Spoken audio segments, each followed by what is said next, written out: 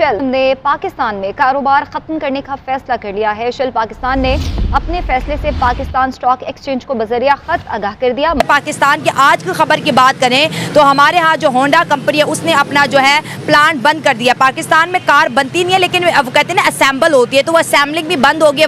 India जो है, नरेंद्र मोदी अपने मुल्क को ये उठाया कि आज हुंडई और सैमसंग जो है वो कह रही है कि हम इंडिया को अपनी बेस बनाएंगे ताकि अफ्रीका और मिडल ईस्ट में एक्सपोर्ट करेंगे। एक बहुत बड़ा अपसेट हुआ है पाकिस्तान की हिस्ट्री में।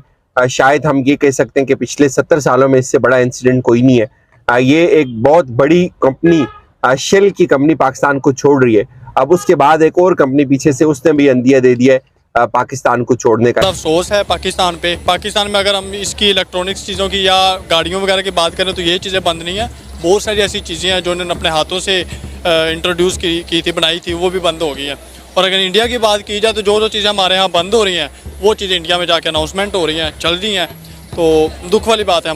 वहाँ पर अब हम मोदी को क्या कह देंगे, दीजिए चाय वाला है। हाँ। और चाय वाले ने इंडिया को चांद पे पहुँचा दिया। भाई वो तो चाय वाला था, आप लोग तो बड़े पढ़े लिखे हो, आप लोगों की पूरी जिंदगी गुजर गई है यहाँ पर जो है साथ करते करते हुक्मरानी करते हुए। आप लोगों ने पाकिस्तान के लिए क्या किया? हमने अपना मजाक दुनिया में खुद उड़ाया है।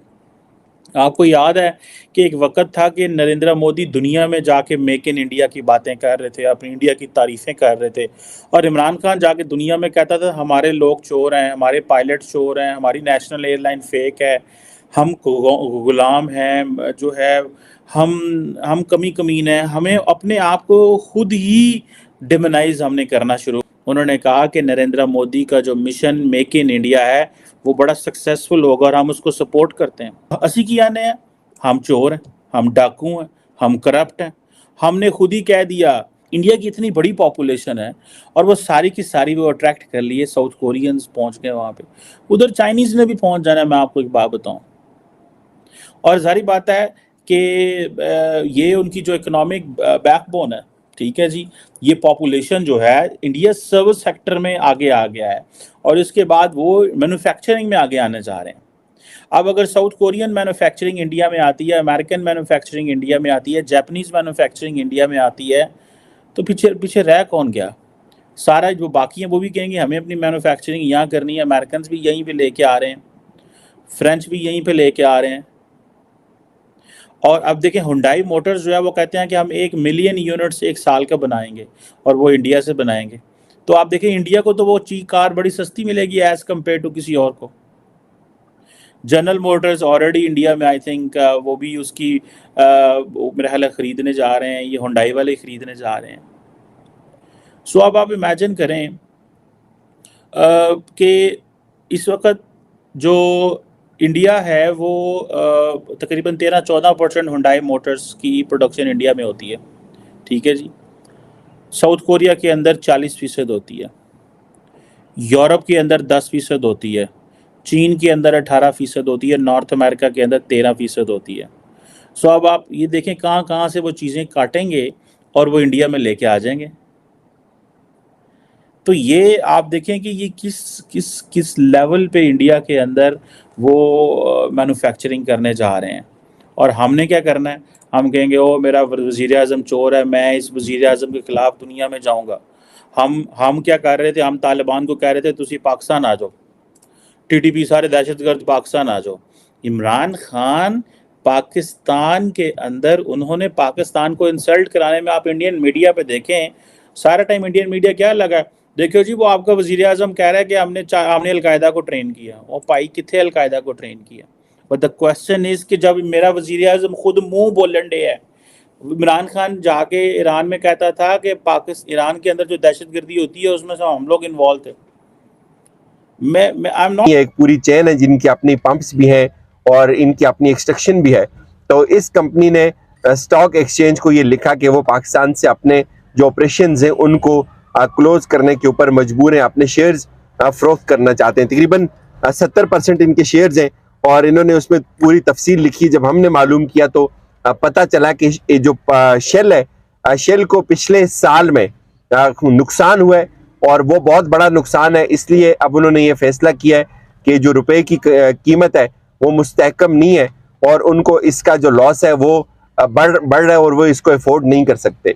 और उसके साथ साथ अब खबर आ रही है एक और कंपनी जो टोटल पार्को है वो भी पाकिस्तान को छोड़ने के ऊपर जो है वो मजबूर हो रही है, वो भी पाकिस्तान को छोड़ रही है। अब आप सोच रहे होंगे कि यार ये कोई इतनी बड़ी खबर नहीं है।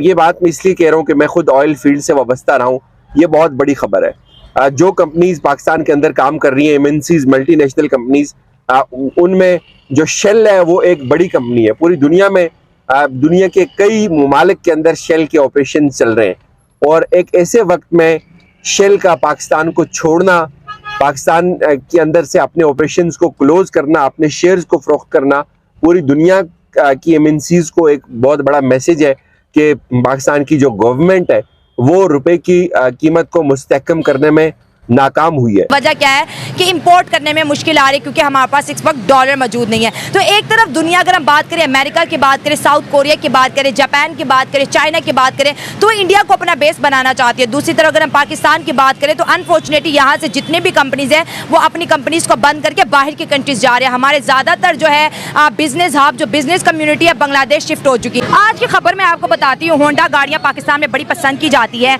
उन्होंने अपना जो प्लांट है बंद कर दिया। वो कह रहे हैं कि पाकिस्तान के अंदर गाड़ी बनाना अब हमारे लिए नामुमकिन है क्योंकि हम चीजें इंपोर्ट नहीं कर पा रहे हैं। देखिए जी, जब होंडा पाकिस्तान में आई थी तो उन्होंने हमसे यही वादा किया था कि हम पाकिस्तान के अंदर ही मैन्युफैक्चर अपना बनाएंगे और यही चीज़ें अवेलेबल होगी। और ऐसा ही हुआ। और नहीं, बाद में क्या हुआ, उन्होंने जो रेट उन्होंने दुगने कर दिए कि जी भाई रेट क्यों बढ़ा रहे हैं आपके, जी डॉलर महंगा हो रहा है, हम चीज़ें बाहर से मंगवा रहे हैं। और हमारे हुक्मरानों को इतनी शर्म नहीं आई कि इतने साल हो गए होंडा को यहाँ पे, उन्होंने यहाँ पे चीज़ें बनाने क्यों नहीं शुरू की और बाहर से चीजें मंगवा रहे हैं। यहाँ पे सिर्फ असेंबल करते हैं, जोड़ते हैं और कहते हैं गाड़ी बन गई। हाँ जी, वो बाकी चीजें बाहर से मंगवाते हैं और ये हमारे मुल्क को नुकसान हो रहा था इस वजह से।